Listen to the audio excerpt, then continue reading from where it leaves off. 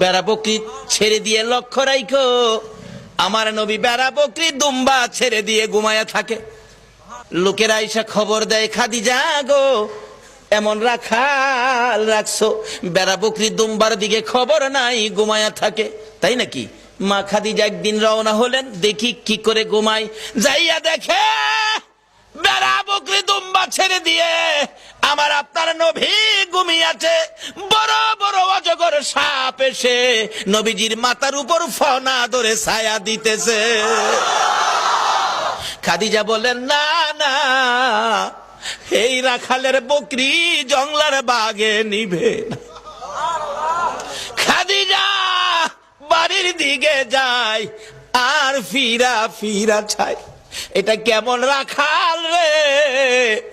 এই রাখাল তো সাধারণ কোন মানুষ নয়। খাদিজা চিনে ফেলেছে।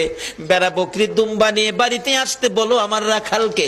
আমার নবী দুপুর বেলায় বেড়া বকরি দুম্বা নিয়ে বাড়িতে রওনা হলে খাদিজা বাংলা রুমে বসে বসে দেখে, এটা কেমন রাখাল রে? যে রাখাল রৌদ্রের মধ্যে আসতেছিল, আকাশের মেঘের টুকরা এসে রাখালের উপর ছায়া দেয়।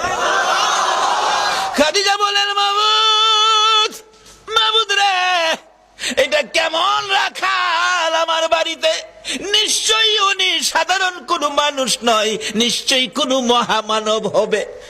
আসেন, আর বেড়া বকরি দুম্বা আপনাকে চড়াইতে হবে না, শুধু এই জায়গার মধ্যে 2 ঘন্টার ওয়াজ।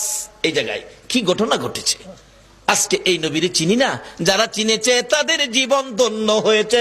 বলুন খাদিজা, এই নবী চিনে জীবন ধন্য হয়েছে কিনা?